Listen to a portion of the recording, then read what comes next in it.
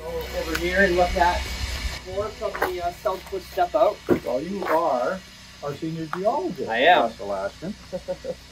Anyway, yeah, so what do you want to tell us about today? So I want to show you core from the blowout zone that we hit on hole 58. So this is from South Cliff. Wow. And this stuff here was aiming quite close to where we had the blowout from Cliff Pad from last year's.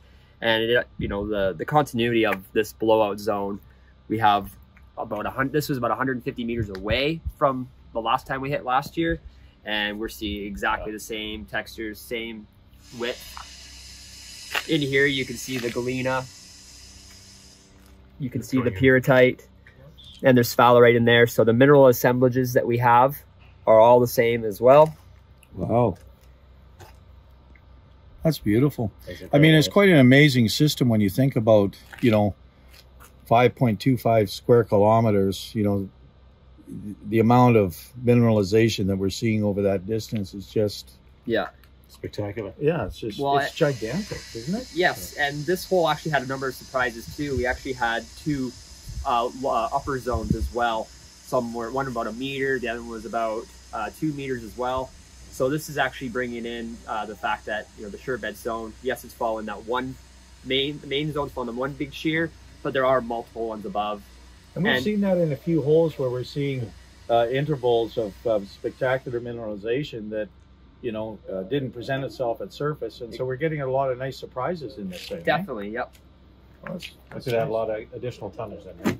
For sure. And this stuff's all hosted in the sediments, but from other holes that we hit this year, like on A pad where we went across the Northwest Fault, we also found Surebet style mineralization cutting through the volcanics down there as well. So it's like a layer cake. You've got the upper seds that are producing this kind of mineralization, and in lower in the volcanics we're seeing it as well. Yep, we're seeing it presented like this, but also as debrecciation, which is a bit more widespread. And typically in the triangle, you know, in proximity to the red line where we're about 1 kilometer or 2 away, within that, you know, coveted area, they're typically finding their deposits have been mainly in the Hazelton volcanics. Yes. And so we're seeing that repeating itself now in the lower volcanics below the sediments, but the sediments are still intact here, which is rare. And, you know, it's just, yeah, it's amazing. Exciting. Yeah, and those sediments, they show the deformation very differently than what we have in those volcanics. Yeah. And they then present different pathways for mineralizing fluids to actually go through, which is one reason why the main Surebet zone is cutting through a shear zone, and very different than what we have in some parts of the volcanics. Wow. Yeah, it is beautiful. What else do you want to show us? Okay, yeah, we can take a look at this one right here. So this one is from hole 49. This is the core that we intercepted on A pad, which is to the east of the Northeast Fault. So this is one that actually you did not see present in outcrop right away until we drilled. And it's right now kind of being interpreted as a bit of a part of the Surebet zone that's actually been displaced by that Northeast Fault. Boy, is that a lot of, what is that, galena? That's galena. We have the pyrrhotite. You can see the sphalerite in here. So again, same mineral assemblages.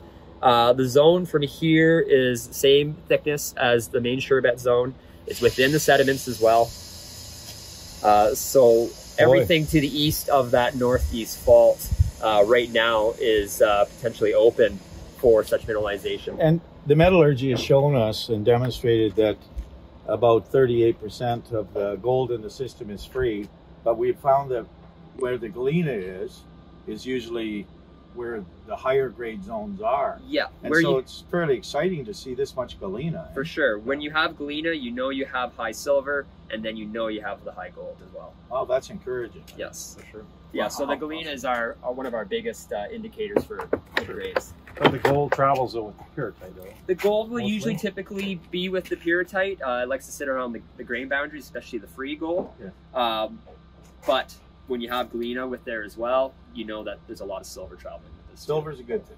Very good thing. Yeah. Yeah, it's a good indicator. Yeah, it's exciting. Awesome. And plus to see it, you know, in every drill hole we've drilled this year, to date, it's, you know, we're intersecting this mineralization over that. I mean, it's, like you said, Ross, it appears to be just a gigantic system. Exactly, yeah. Yeah, exciting. Very exciting. Wow. 3 core shacks right now. And are you building another one? We sure are. Got to keep up to the drilling. Yeah, the 5 drills turning, I guess. There's a lot of throughput. Right? Boy, oh boy. Oh, that's great. Oh, that's great.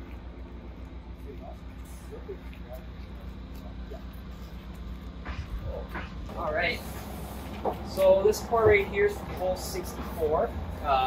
This one came from pad 16, which is one of the infill pads that we have for the Surebet zone. That's on the east side of the Real Deal fault. Wow, look at this. So this zone actually ran pretty far. Look at the galena. Yeah. Really coarse grain galena, which is associated with high silver. There's sphalerite in there too. Yeah. Look at the sphalerite. Look at it here. There's the pyrrhotite. You really see the sphalerite in here. Wow. Wow, that's... That one should run, you think? Just want to have a look at that, Russ. Yeah. Looks like it So this is how far away from the other holes that we drilled there? This one here is roughly about 150 meters away from the east side of the Real Deal fault. This is a big step out, eh? Yes. So this right here is a good pierce point into the plane of the Surebet zone on that east side of the Real Deal fault. For the step out to the west, I guess? Yeah. Look at that, eh? No, that's great stuff. Amazing. So what other eye candy do you have for us? We're going to head over to one of the holes they're cutting right now. Okay, great.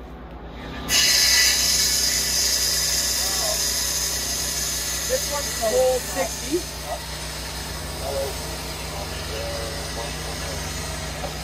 So this core we have from hole 60. This one is from pad 8. This is the most northwestern hole that we've drilled today on the Surebet zone. So that's about a kilometer from the North Rubble pad, eh? Yes. From the Surebet zone outcrop? Yep. So that's a kilometer to the west. Yep. And so this one we intersected about 320 meters downhole, and it lines right up with our current model of the plane. This is Richard. This is Roger. This is Richard. He does all our core cutting. Beautiful job. Right on. Yeah. Boy, that's a nice looking core, Richard. Yeah. Wow, that's great. Yeah. So, but you know, to see, you know, this repetitive high-grade galena in the core over step outs like a kilometer from on surface. But Russ, didn't you trace the Surebet zone from North Rubble on the north face? Didn't you rappel down there and take some samples of massive sulfide? And it just keeps trucking all the way down for beyond a kilometer before it goes into the snow and ice. Yeah, before we lose the outcrop. Yeah, we traced it for the 1.1 kilometers. So this hole was targeting the Surebet zone that you identified when you went on the north face. Yeah. And there it was in the drill core, just like it, you know, the mountain was just like a beautiful cross section of this zone that has such continuity. Yeah. And that's what's you know, just remarkable to see that. For sure. So is the model kind of plus or minus 10 meters?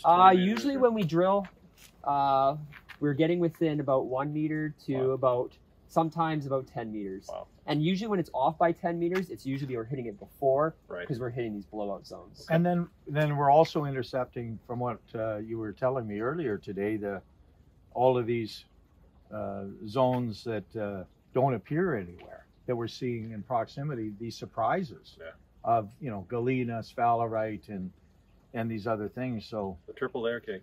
It's just amazing. Well, sometimes there's 5 layers. Right. Currently, okay, well, there we go. Currently, yeah. 5 layers in a drill hole. Before we get to the Surebet, so main. Yeah.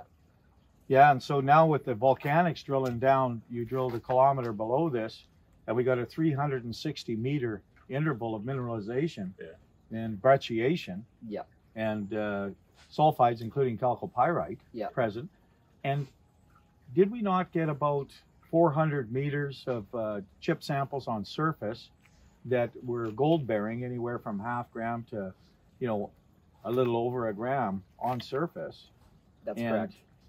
It still remains open in all directions, that 360 meter interval, doesn't it? Oh, for sure. I mean, we stopped that one hole in Min, like, Yeah. and so it's still going down below. Wow. Well, you know what? I mean, once we get the assays from that, you know, we will continue to drill deeper. Once we, you know what kind of grades we're going to see. Exactly. For sure. Can't wait for the assays. Oh yeah, same here. Yeah. Boy, look at that. Eh? Just amazing. Beautiful textures. Yeah, consistent textures, consistent mineral assemblages. The host brecciation, shear zones for these it's all there. We're now assaying in the bags per sample. We're doing 3 kilogram complete. Yeah? Yeah.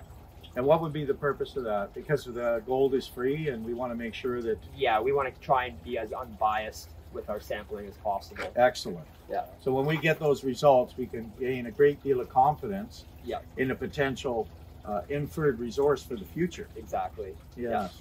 And so are you're putting all the protocols in place, QA/QCs, to enable Goliath to irrefutably be able to put forward an inferred resource at the appropriate time?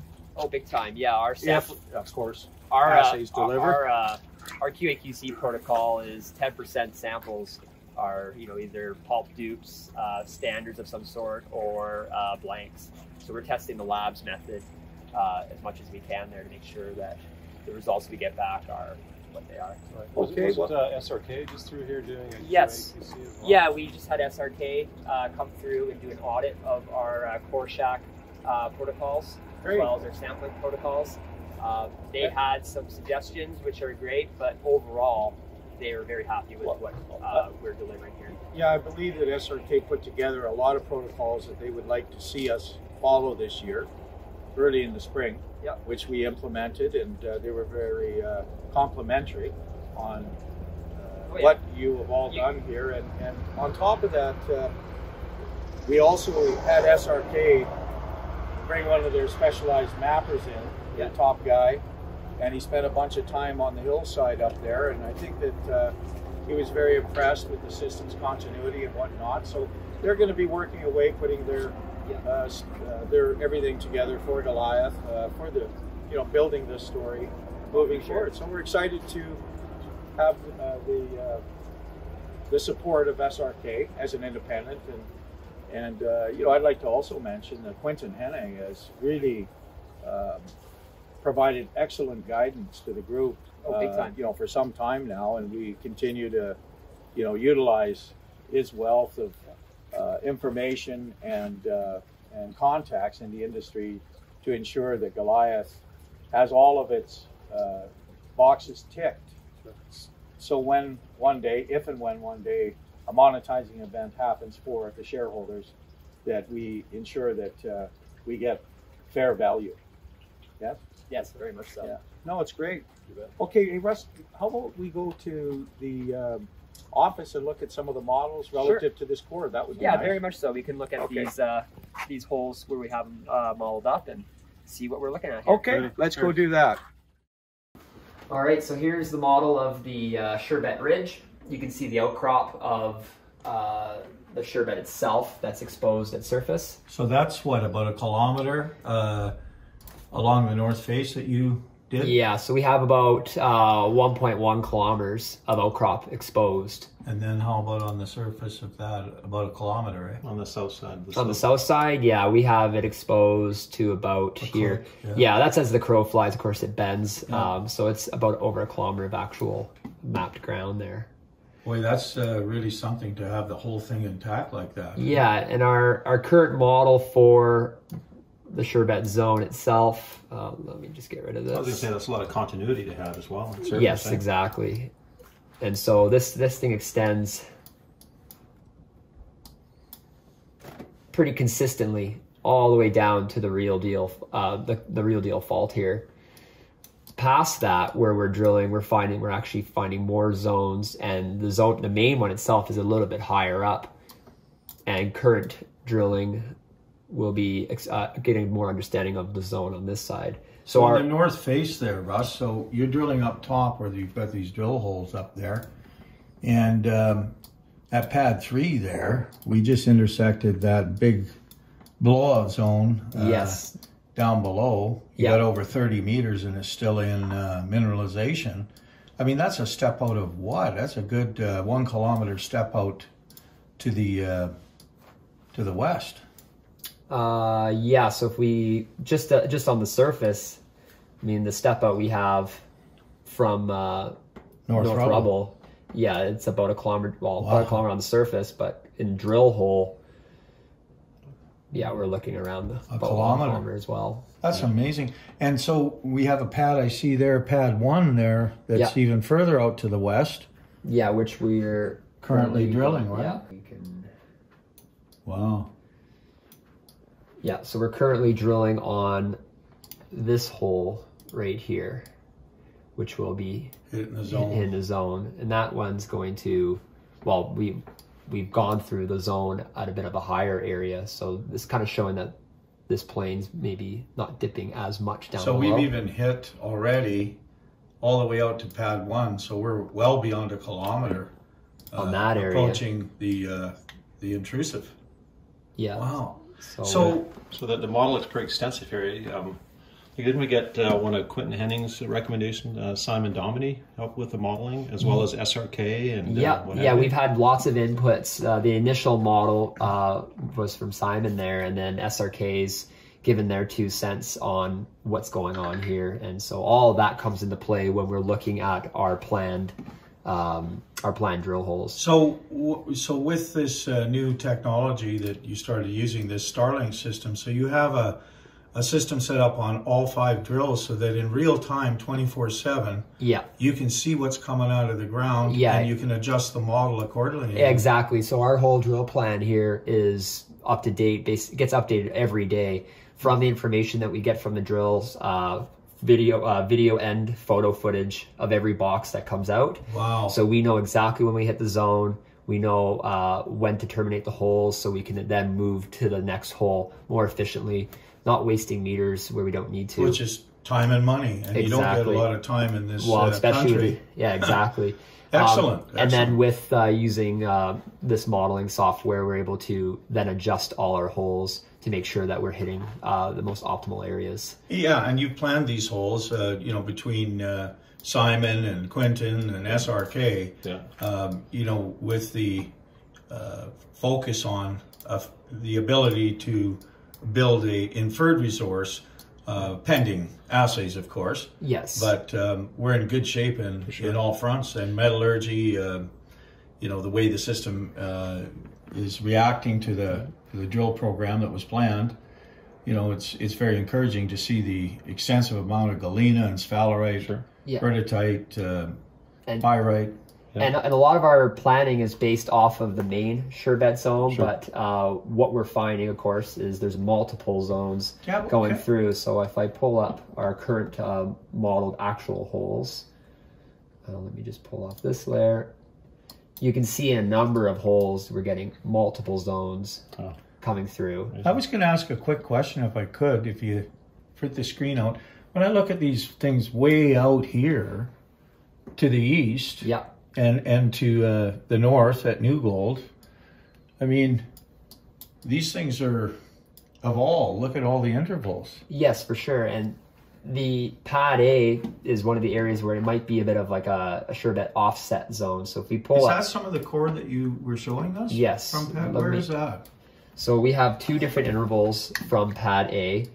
So just to give some context, we have the main Surebet zone, and then we have the northeast fault right here. Right. And that northeast fault has cut through the main rock package that holds the Surebet zone. And so then we intercepted the Surebet zone over on this side.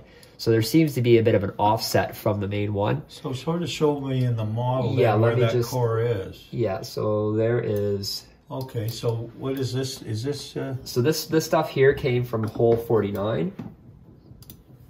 And that's coming from the Surebet zone right here. You can see all holes have hit this lens right here. That's just loaded up with galena.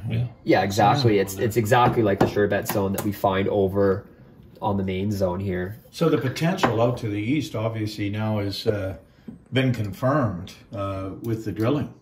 Exactly. And at G pad over here, didn't we see a bunch of galena on surface below that? So we know at least the galena is out that far to the east, eh? Yeah, that's the main reason why we built that pad, is because after drilling this, we were able to trace a couple lenses down below in the cliff face on this side, as well as over on the cliff face over here. So these are lower zones that we're going to test, not just from G pad, but also from the west and northeast fault pad. And so those ones are going to give us a better idea of what's going on underneath the main zone. And it all remains open in all directions, eh? At this point, it very much does. Where's the J pad? Just so before we leave that area, I wanted to... Yeah, we can look at... Oh boy, that's way over. So like a click and a half. So did you get about 135 meter intercept of mineralized breccia, veining, stringers? Yep, that was the biggest intercept on there. And other ones we still had about 80 meters on the other one. And that remains open still. So if we go even further out to the east, it's still open. And it's open to depth, eh? Exactly. So we have a lot of grounds to explore this way. At this point... You're planning on drilling that next year maybe? Or yeah, we can get up to, you know, probably a kilometer step out just from here on what we're seeing for rock in that area. So how big is this thing? Jeez. Well, we don't know. I mean, how big is it? What about if I look further to the south, Russ, if I could just, south to include the south slope area that you were talking about. Yeah, so what I understood from yesterday is you were going to put in a series of drill pads right down in the valley bottom, because these big intercepts that we got in here remain open to depth. So we can, you know, add a couple kilometers of drill holes along the bottom to test it further to depth to the south. And what was mentioned yesterday is these faults, both the Real Deal here and the Cloud 9, they continue on to the south. And you've got this big northeast fault that also cuts through. And on the other side, you're seeing a lot of gaussins, you know, rusty rock in those fractures on the south slope. Exactly. So these structures are continuing all the way across. Wow. We're seeing very similar textures, as well as you said, the gaussins coming through here. So, the potential in this area is quite high because of the fact that these things are continuing through. And Manuel isn't he looking at right now taking geochemical samples at these bases and then doing a series of geochemistry along the south slope to indicate which of these structures are carrying different elements that would be relative to what we're seeing below Real Deal and Cloud 9, so we have a comparison. And then I believe if we go up to the north and look at New Gold, that he's got all kinds of drill pad locations picked out all the way over to here and around this side, as well as doing geochemical analysis now so that we can vector in on the key areas, because we had 400 meters of chip samples taken in that glacial pavement that all had gold mineralization. Yeah. So 360 meter hole, right? Yes. I mean, we can end up with quite a drill program next year if the results are positive at New Gold and J-Pad. I think that Lily was saying that we had about 38 pads that we could add to the program next year that are to test these areas once we get these results. So for sure. I mean, how big is it? I guess it's just stay tuned, eh? Yeah. What's the measurements there? Well, just for some of the pads that we want to put in, like we can have, you know, kilometer, a 1.2 kilometer step out from there to the east. And then what about from here? I know that we have a pad picked out here and to here. So I mean, that's 1.3 just from there. Right. That's where that big blowout is, right? Yeah. Yeah. But if we go across, like just from the top part here down to where we want to go here, I mean, we're looking over 3 kilometers just that way. Wow. And then if we go this way, you know, 3 kilometers this way, and then to where the other one is 2 kilometers. So it's... And then I think he had a couple of pads because you got some rusty outcrop on the other side of the lake, so you can test it deeper. Yeah, so that's also putting close to 3 kilometers. So it's the area can get extended quite extensively. And that doesn't count the south slope. If we get results it does, from yeah, that. it shows nothing about the south slope. But we do know that those structures carry on into the south slope. And it doesn't show it on the model, but the south slope itself continues down, and those structures continue right through. Oh. So the potential is quite big just on that side. And then so the nice thing that got me excited was when you stopped that hole in mineralization, you had 360 meters. Yeah. So what is the potential of that if it runs when we step out across the lake and we can drill it deeper from there, lower down, and also all these pads that have been confirmed physically now that we can actually do it. So we're set up very well for 2023. Once we got our assays, we can really put a budget and a plan together very quickly that we know we can execute. Yes, exactly. Wow. Stay tuned for 2023 too. Looks good, yeah. Super exciting. That's great. And so this core, let's go through some of this core and where it is in the model. Sure. So we kind of showed some of the first ones here from A pad. So these 2 pieces of core that we have right here, which are classic Surebet textures, those are coming from these upper zones. Wow. Okay. Then we have a lower zone on hole 49, which intercepted Surebet style mineralization within the volcanics. Wow. Okay. So both in the SADs and the volcanics. Yes. Yeah, that's on the... So that's that layer cake you were talking about. Yes, exactly. On the west side of that fault, correct? The northeast fault. Yeah, that goes, the fault itself comes right through. Got it. Okay. So this is on the other side of the fault. Got it. Where we intercepted that. So that's a lot of strike that it adds between pad 16 down to the south. It confirms it lower into the valley by quite a bit. Yes. And then we have this core right here, which is from South Cliff step out drilling from this year. And that's coming from this large intercept right here. Wow. So this is very similar to what we had from last year's drilling. That's where we had 35 or 36 meters of 6 odd grams per ton gold equivalent, right? Yes, and if you look at the actual model itself, GD 2103 from last year, right? So, and you can see where the Surebet cuts through. This is actually quite a bit big blowout zone itself right here. Sort of like the blowout you're seeing on the north slope. Yeah, so there's multiple of these blowout zones, and that's quite typical of a shear zone that's going through on a thrust fault like this. The structures that it takes on to actually make the pathways will bend around certain features like the folding that we have. And so there are areas where there's going to be bigger potential for more minerals to be and plus all the surprises we're seeing in multiple layers that we didn't anticipate as we go towards our target. So hole 60, that one was hole 60 we had off of pad 8.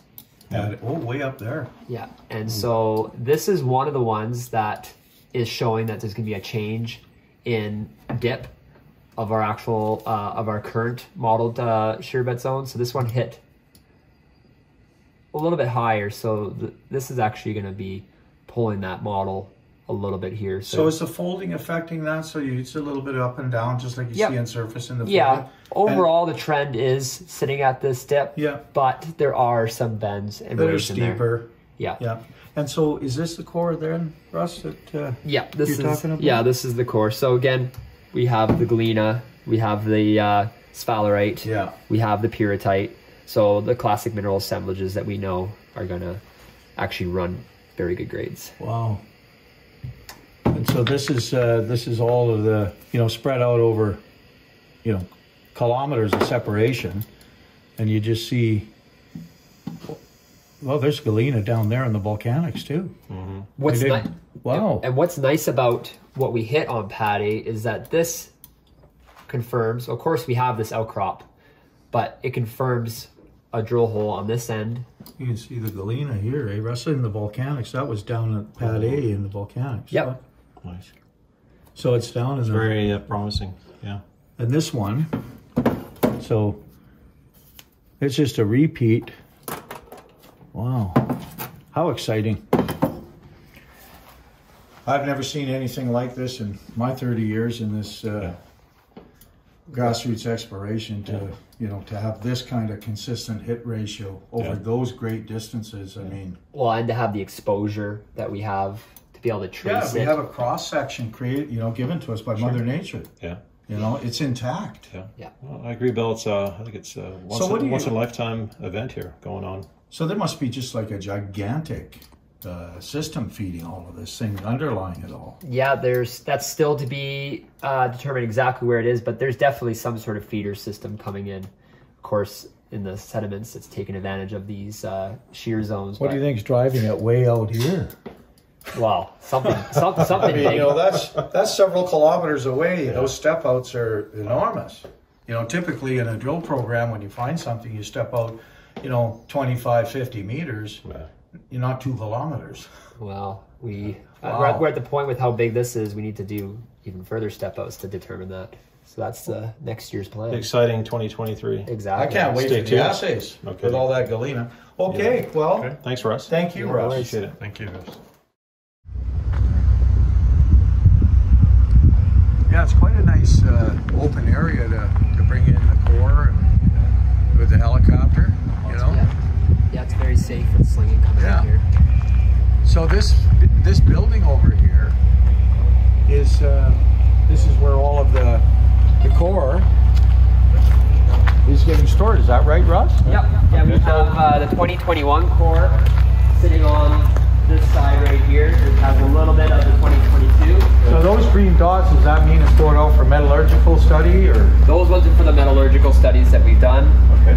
So you've got like a map to know where everything is? Oh yeah, you got to keep this stuff organized in here. As you can see, it does stack up. And then on this side we have all the 2022 core, as well as we have a bunch outside. So don't you have a huge outdoor core farm as well for unlimited space? Yes, so we're going to have to utilize that come next year, because it's probably going to be double this. There'll be double this amount of core next year. Yeah. Okay. So what's that metal thing for? That's the pad builder's fly basket. So do they put core in these things when they're bringing it off the drill rig? No, they won't bring the core down here. They'll actually bring it as like a lift. Oh, but in this basket? In this basket. A similar basket? Similar basket, yeah. And this is how the guys build the pads? Yeah, so this is all their equipment. Mike was on those pads. They were some of the best drill pads I've ever seen. Oh yeah. Well, not only that, but it's also how quickly they put them up, and it also how they can reuse everything as well. Well, there's a helicopter now coming off the mountain.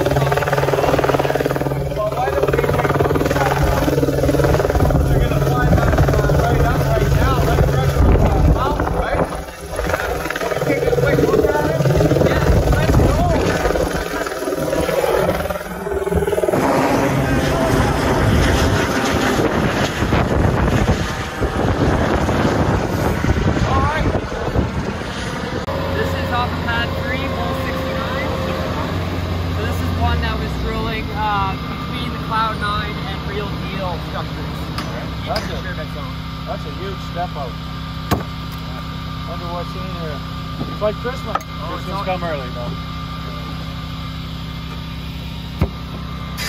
So we're just gonna fly with this over here.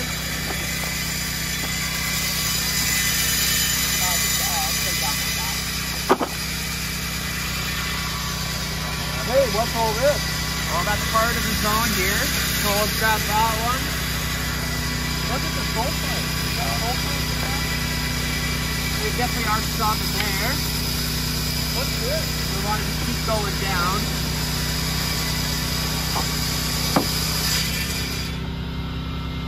Look at the sulfide. Good, Bill. There's sulfides in there. Yeah, we have. And the main part of the zone is starting to show itself right here.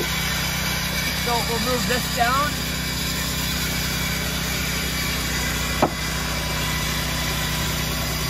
Yeah, you can see it right here. Look at the galena. That's fresh off the mountain. This is better than Christmas. Look at that.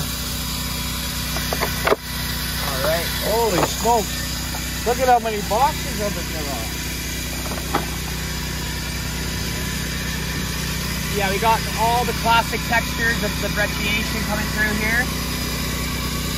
Wow. Good. It just keeps on going, eh? Wow.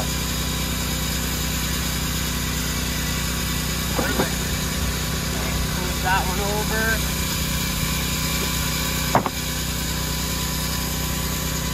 Holy smokes, look at this.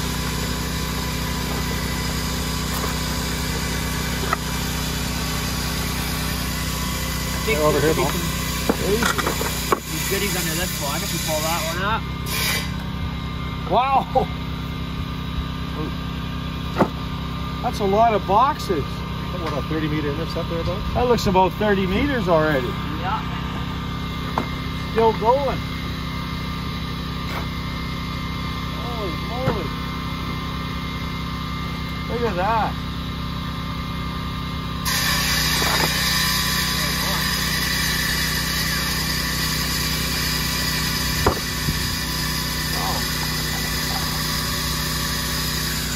Sulfides, Yeah, there's sulfides in there.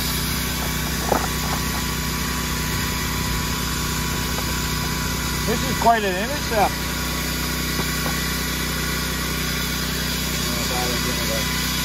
Yeah, now we're getting near the top of the zone here. Top of the zone, yeah? Yep.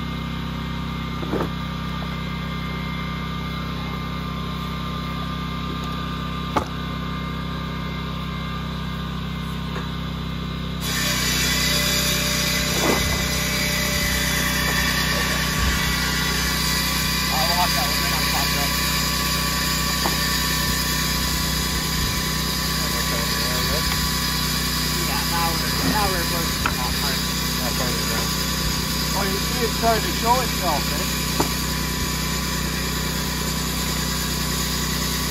Wow.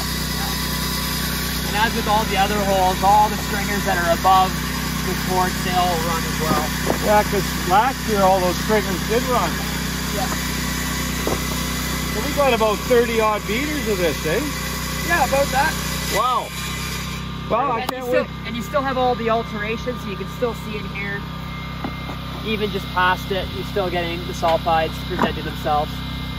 And so with this alteration that we have here, the biotite chloride alteration, anything within that usually will run as well. Right on. Well, we can't wait for the assays. Oh yeah. Okay, stay tuned.